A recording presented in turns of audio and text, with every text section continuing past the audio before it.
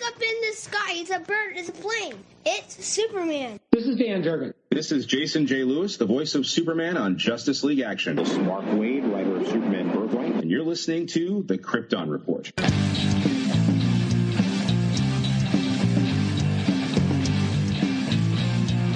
The Krypton Report podcast is dedicated to all things Superman, Supergirl, and the planet Krypton. We discuss movies, TV, game, comics, and all things DC. So join me, Tyler, with my co-host James and Jania. Hello. It's time to talk about Batman and his special year. And I'm not talking about year one. No. It's time to take a trip back another year to the 0 year. So what we're going to look at is we're going to look at Scott Snyder's Batman 0 year. Now this episode was supposed to come out a little bit ago. I was supposed to have a guest, but that didn't work out. So I'm just kind of flying solo. Reason to discuss this is going to be our monthly book review and discussion piece for January, but you wait for people and things happen. It's all good. And the reason why is 0 year has a real take of being kind of this. 0 year was a year-long comic book crossover event published in June of 2013 and ended in July of 2014. So it really was a year's worth of comics. The series was written by Scott Snyder and James Tynion IV, with art by Greg Capullo, Raphael Albuquerque, and Danny McKee. The story intended to redefine the origin of Batman in the New 52, being that in the New 52 we jumped 5 years ahead when everything started. However, it incorporated several elements from Batman Year One, such as Bruce's long absence from Gotham City and his attempt at vigilantism. The initial conceptualization of Batman's storyline was announced in November 13's various titles and would tie directly to the 0 year storyline. Now, I remember when this came out, it was a big deal because the Batman title, in a way, was moving backwards with 0 year, and this was the third, so to speak, volume of Scott Snyder's run. Snyder announced in December of 13 that issue 28 would no longer be part of the event, as he had written much material that felt too cramped, and extended the issue at this point would not give Capullo time to properly draw the new scenes. Thus, the original story from issue 28 was moved to 29, with issue 28 becoming a preview issue to the future storyline in Batman and the weekly Batman Eternal. Issue 28 was written by Snyder and Tynion. The arc had three kind of subplot arcs into it. Secret City. The story begins with Gotham City being destroyed in a flood and Batman believed to be dead. The first arc of the event, titled Secret City, is set 5 months before the flood.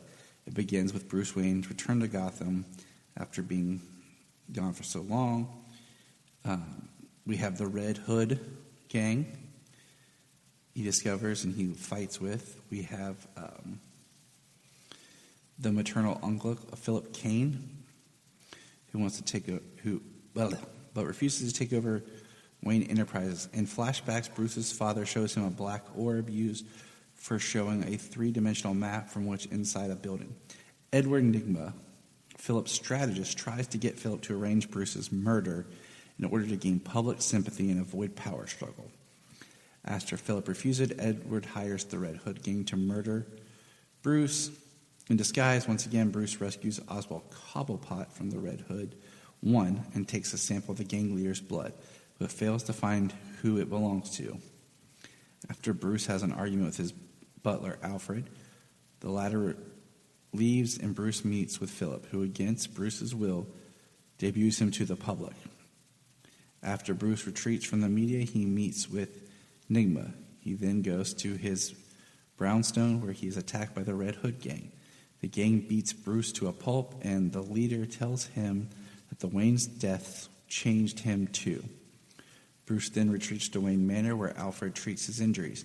Using the camera orb, Bruce finds the cave of bats he fell into as a child. Bruce finds his destiny as the orb falls and breaks. Interesting, right? This was a big deal when it came out, and I bought this as single issues, and I enjoyed it.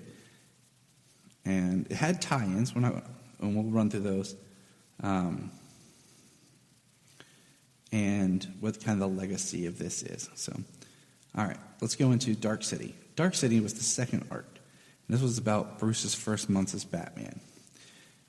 His partnership with Sergeant Gordon as he tries to capture Red Hood 1, but the masked criminal escapes by jumping to a vat of chemicals. Edward Nygma as the Riddler shuts off the power in Gotham, challenging Batman to turn it back on.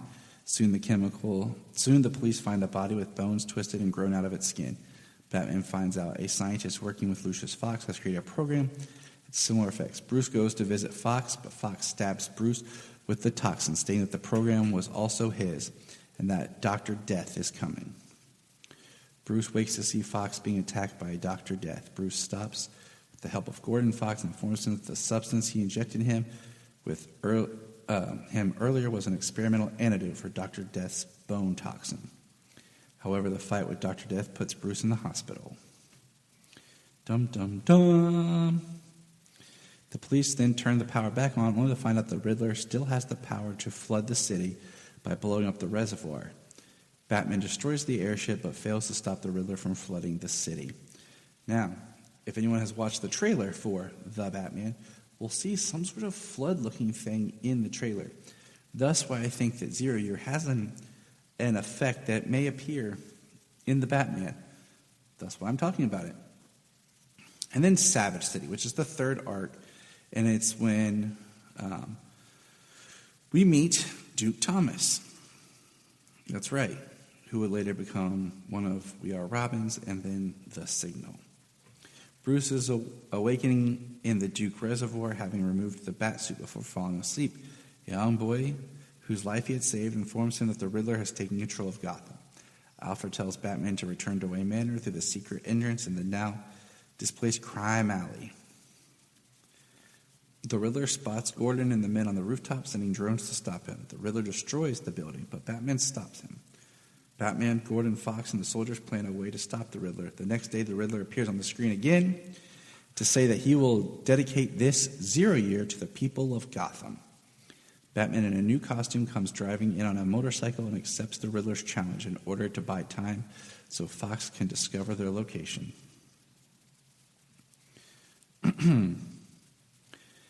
And let's see, Gordon creates the bat signal. The Riddler reveals that to save Gotham, Batman must use his heart to turn the city's power back on. He must attach himself to an electrode.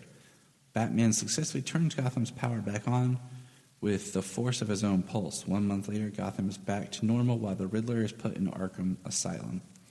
Bruce gets a visit from Julie Madison, an old flame, and Alfred tells him he has two choices: lead a normal life as Bruce Wayne or protect Gotham as Batman. When Bruce chooses the latter, Alfred tells Julie that Bruce is spoken for as Batman disappears into the night. As stated, the titles was Batman 21 through 27, 29 through 33. Tie-in issues was Action 25, Batgirl 25, Batman Annual 2, Batwing 25, Batwoman 25, Birds of Prey 25, Catwoman 25, Detective 25, The Flash 25, Green Arrow 25, Green Lantern Corps 25, Nightwing 25, and Red Hood and the Outlaws 25. See a pattern? Now, in other media and parts that this story has really kind of hit it is parts of the storyline were adapted for the fifth and final season of the television series Gotham, which I feel also kind of partners with like more of a no man's land, more than a 0 year, but it works in Gotham being it's a pre-Batman story. Despite official sources claiming it, as I stated, Matt Reeves' The Batman seems to have some 0 year implications in it. It's a great arc. I just kind of wanted to touch base on it and bring it up. We're going to have a more drawn-out discussion, but I just wanted to mention it as great reading before The Batman. So for everybody out there, pick up a comic and remember, Scott Snyder's the best. But other than that, remember. Look up in the sky. I want to invite you to check out the Krypton Report Patreon. For $1 a month, you can hear exclusive content. We have discussions on movies or other comics or stuff that's going on in pop culture. We have guest appearances, and we have plenty of fun times. We also have movie commentaries that we like to do. It's one of our favorite things to do. So check that out. It's just $1 a month. It's chump change, It just helps us keep the podcast going.